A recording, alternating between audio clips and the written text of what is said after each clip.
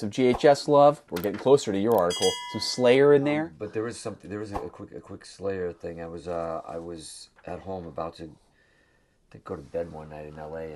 and somebody called me and said, "Hey, the head of Live Nation called and asked if you would do him a favor." And I said, "What's that?" He goes, "Well, at the Palladium, Slayer, there's a big metal night happening, and it's all like, and the girl who was the daughter, of the head of Live Nation is getting married in between sets and right before Slayer at a metal show. So what do you want me to do? Can you go and do More Than Words while she walks down the aisle at a Slayer concert?" Are you kidding me? No, I'm not joking. This is like as Spinal Tap as it gets. And so because she loved the song and it was a surprise, they weren't going to tell her, and she was just going to get married at a Slayer concert because she's the daughter. She was on tour with them. And so they had a bunch of people up in this balcony, and I sat there, and as she come down the aisle, it was me singing More Than Words, and then Slayer went on. So I opened for Slayer, and I just did More Than Words. And what year was that? I got out alive. That was, God, that had to be somewhere in 2000s, early 2000s. Oh my gosh, that's incredible. Crazy. Yeah, that's a hell of a Slayer story, huh? I don't think I've ever told anybody that story. Wow, I wish there was footage of that. Maybe start looking. We got some Baby Boomer here, Thoroughbred Music. We know about them out of Tampa, I believe. They bought Dean Guitars in Tampa. It's a music store.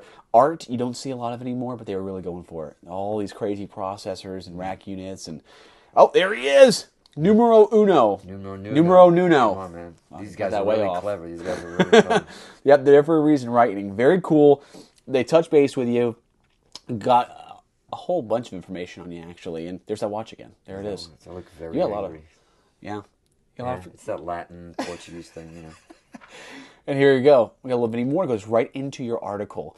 And they're actually thinking, how are we going to even talk to Nuno about? Because if you look at it, we've already covered all this stuff, and it's only been a couple months since our last issue with you. Because you were on a bunch of guitar magazines, dude. Yeah. 1991, 92, you were all over it. Yeah. But they said there actually is a lot of stuff to talk to you about because you're designing a brand new guitar with a single coil alternative to the N4 and a blossoming songwriting partnership with Journey Steve Perry. What was going on at that time.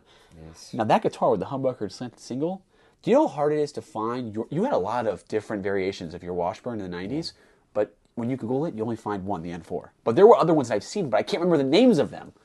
Was it this N61? Was that the one? I don't know. Some of the ones that I don't know were probably stuff that they did on their own, but it was just, all I did was literally go up an N5, and then I had an N5 that was a single coil humbucker and two single coils.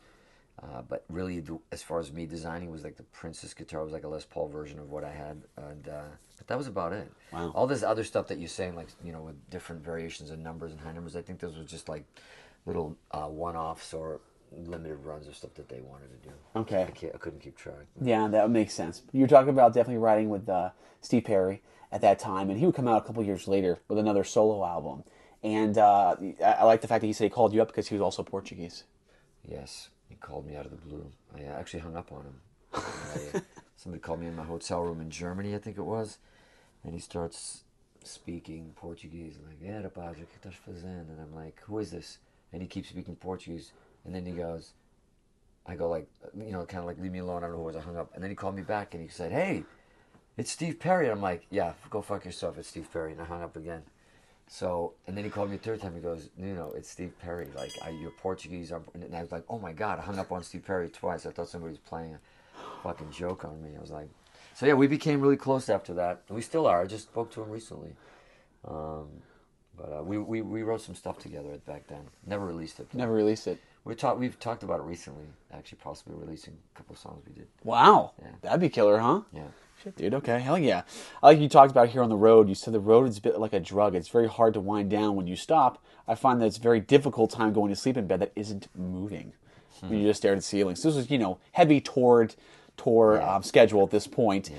We go to your Trading Licks MVP. So you go through More Than Words, and you show that off. That looks pretty accurate to me. I went through it. Yeah, it looks identical. I can't read a note to music to save my life. Okay. Hey everybody, just a quick reminder. If you'd like to show your support for this channel, and we'd love it if you would, make sure to check out our limited edition Masters of Shred merchandise at www.mastersofshred.com.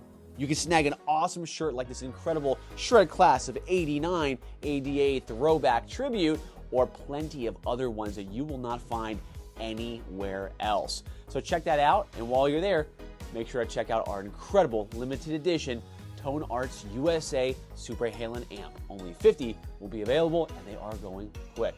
Now back to the show. That is too cool. Look at that. Forgot about this.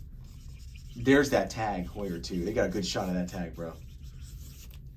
It's the catch of the day. That's awesome. Here it is, folks.